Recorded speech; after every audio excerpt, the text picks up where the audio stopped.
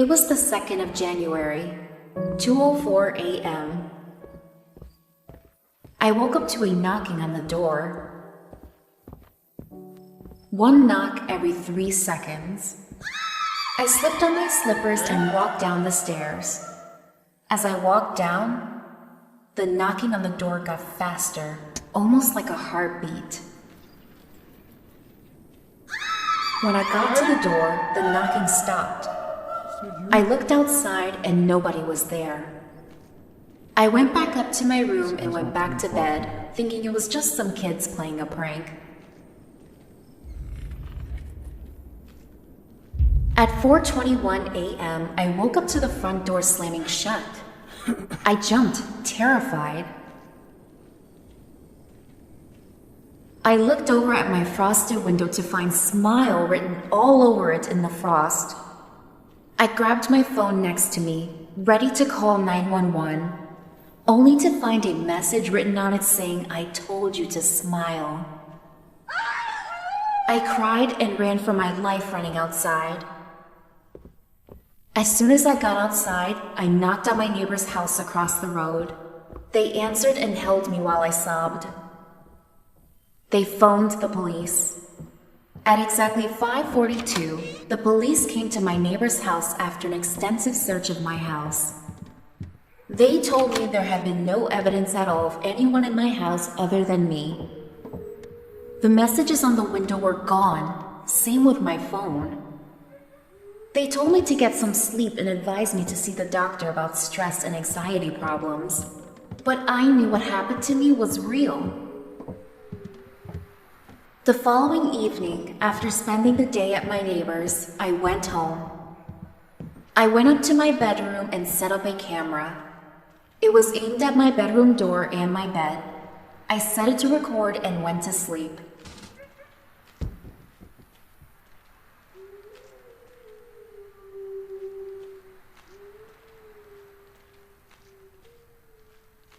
Thankfully, I slept through the night. However, as I watched the footage, I couldn't believe what I saw. At 3 in the morning, something crawled out from under my bed. It was a completely naked anorexic man. He stood up and looked at me on the bed. He did so for another hour, not moving at all. Then he moved. He walked over to the camera until his face took up the whole shot. He was extremely pale and had bulging veins all over his head. His eyes were completely black with a huge smile on his face. He stared at the camera for another 2 hours, not blinking, just slightly twisting his head every now and again. After 2 hours of him staring went past, he walked back over to my bed and crawled back under. I skipped the video forward until it showed me getting up and walking over to the camera. The video finished. I was frozen with fear. The video showed him going back under, but not leaving.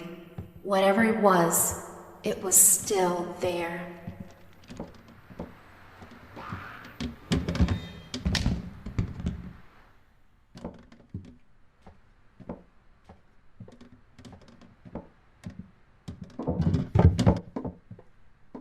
My name is Albert, and when I was a boy, I lived with my parents in the city of Dublin, Ireland. Like most families, we were raised Catholic. We do the usual, such as attend Sunday Mass and even participate in church activities and attend Sunday school. My family was particularly active in church. My mother was the organist, my father was the church accountant, and my brothers and I were the altar boys. And like most families in Ireland, my parents sent us to a Catholic school run by nuns. The school was called St. Ignatius, and it was run by a small order of nuns. Now, don't get me wrong, despite the fact that it was a Catholic school, I actually had a normal high school life. But this story isn't about how cool or great my high school life was. It's actually about the first time I experienced pure evil in an otherwise holy place. I was part of the photography club at school. I loved taking photos, and most of the photos I took were often used in several of the school publication books and newspapers. I was really good, and Sister Mary Patrick, the club's moderator, would often tell me that I ought to pursue a career in professional photography. I liked Sister Mary Patrick and the rest of the sisters and brothers. They weren't your conventional Catholic school educators. They never taught the world is full of sin and vice. Far from it. They actually taught using progressive methods. So you can say I looked forward to going to school every now and then. One day, Sister Mary Patrick gave us a project to work on for the founding week of our school. The nuns wanted us to take a photo gallery of the school's past nuns and teachers. We started going through old albums and yearbooks and found really interesting photos. There were some photos that were quite torn and faded, but luckily, we could easily restore it with superb editing software. I was working in the school library making copies of the photos. Now the library is the second oldest building in the entire campus. When it was first constructed, it was the sisters' rooms. Then, during the Great Famine, it was converted into a shelter for orphaned children. The children would later become the school's first students. Finally, the building became a library sometime in the late 1950s. I liked studying and working in the library, especially since they had a beautiful section dedicated to the history of the school. Every now and then the other students would talk among themselves in somewhat loud voices.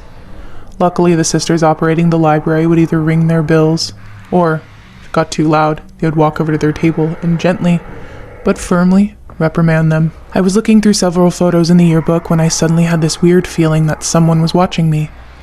I looked up and saw a nun staring at me from between several bookcases. I had never seen this nun before.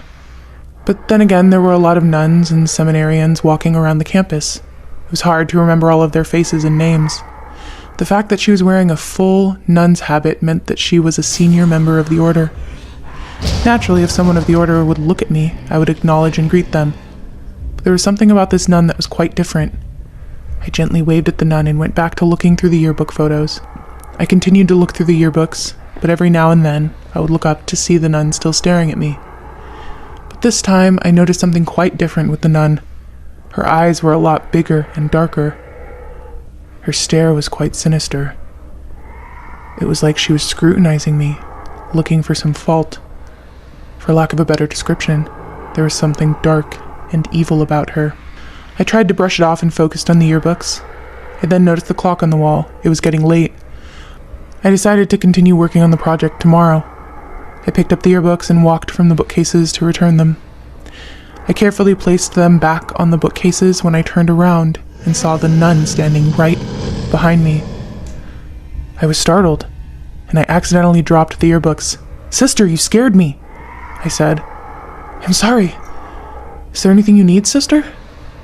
The nun looked at me and said nothing at first. She then pointed at me and said, "Sinner, you are thinking of evil thoughts." "I'm sorry?" I had never heard a nun speak that way. Perhaps she was one of those really traditional nuns who judged right away. Still, it was still creepy and uncomfortable. She slowly began to smile a wide and almost creepy grin. I'd never seen a nun smile like that. It sent a chill up my spine. "You're a sinner," she said. "You must repent." "Repent? What did I do?" I asked. I couldn't understand what she was saying at all.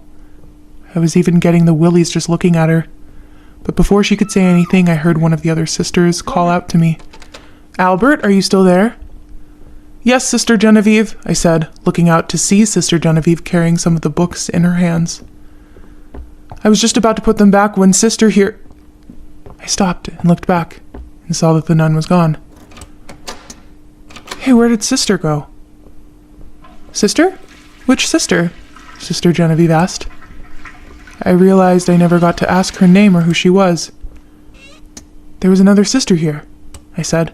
"She was just here. I don't know her name, though. She was a bit scary." "I'm sorry, my dear," Sister Genevieve said. "There were only 3 sisters here today, and the rest have already gone home. Are you sure that was another nun?" I was so sure of it. But maybe she was a visitor. Yeah, that could be it. I went back to putting the yearbooks into the bookcases, and as soon as I was done, I left the library. I began walking along the campus grounds, thinking about the nun I had seen. I should say that at some point in the history of Catholic education here in Ireland, there were a lot of stories about how some nuns or priests were rather strict and medieval in their ways of educating children. Some of those stories had nuns and priests beating the students whenever they make a small mistake, or just for the heck of it. Luckily, I live in a completely different time, and yet I couldn't shake off the feeling that the nun I saw in the library still had that mindset. Regardless, I had to finish the picture gallery, and I couldn't afford to be distracted at all. Everyone at the photography club had gathered inside the club room and had a meeting with Sister Mary Patrick. We showed her all the photos we had gathered and repaired. "These look amazing," she said, almost as if they were taken the day before. "Leave it to Albert to find and restore the oldest photos and make them look brand new," one of the members said. "This is going to be the best photo gallery we can come up with." I couldn't help but grin at his statement. It did feel good at what I did. We started brainstorming on how the gallery would look like. When it was time for snacks, I volunteered to go to the cafeteria and pick up the snacks set aside for us. I walked down the corridors and headed up to the cafeteria, which was located in the new building. I was used to walking all by myself, but for some reason it was eerily quiet. I didn't see anybody else, and quite frankly, having footsteps as the only sound is really freaky. But still, I did my best not to let it get to me. I reached the new building and went inside the cafeteria. I approached the staff and picked up the snacks. I walked back to the photography club when I suddenly felt the area around me grow colder. I let out a deep breath. Whoa, I could even see my breath. I heard the sound of footsteps right behind me. I looked over my shoulder and saw the nun from the library standing a few feet away from me. Her face had a rather twisted smile that stretched from ear to ear, and her eyes were dark and sunken into the sockets. She wasn't a normal nun, I said to myself. She wasn't even human. I watched as the nun began gliding toward me. She was gliding and floating. Oh my God, what was she? I slowly staggered back, and that was when she opened her mouth and let out a loud and sinister laugh that echoed all over the hall. Slowly, she glided toward me, and I could hear her utter one menacing phrase over and over. "Repent, sinner, repent!" I turned on my heel and ran as fast as I could. I didn't care if several of the snacks would spill or fall. I just wanted to get away from her. She was terrifying, and I didn't know why. I ran and ran all the way back to the photography club when I suddenly missed a step and stumbled. I looked over my shoulder and saw her coming toward me faster and faster than ever before. She had now become a corpse-like being with sharp nails and white hair sticking out from her hood. I had never before been so frightened in my life that I closed my eyes and prayed for someone to save me. "Albert? Are you all right? What happened?" I opened my eyes and saw Sister Mary Patrick crouching next to me. The hallway had light, and the rest of the photography club had gathered around Sister Mary Patrick and myself. They slowly helped me and set me down in one of the chairs and asked me what happened. I saw something back there. I saw a nun," I stammered. "I saw a creepy nun that was demonic and just kept saying 'Repent, sinners,' and she chased me." "You saw a creepy nun?" one of the members asked. "That's impossible." "I know," I said as Sister Mary Patrick handed me a glass of water.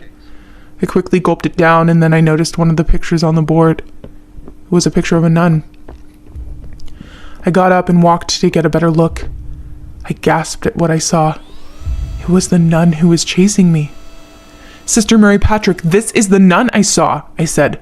"The one who chased me." Sister Mary Patrick walked over and looked at the picture. She set out a sigh and said, "That's Sister Constance. She was a teacher here. Are you sure you saw this nun?" "I'm positive, Sister Mary Patrick," I said. "I even saw her in the library once." I could see her raise an eyebrow in complete confusion. "That's impossible," she said. "Sister Constance has been dead for almost 100 years." "What? She's been dead for that long?"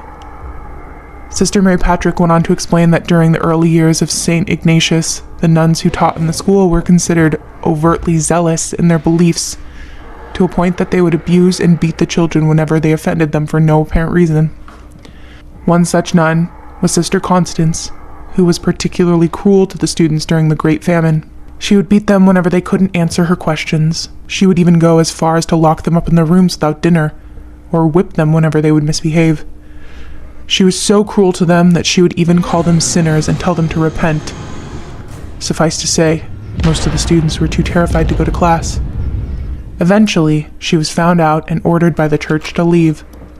Rather than doing so, she went into one of the buildings and hung herself.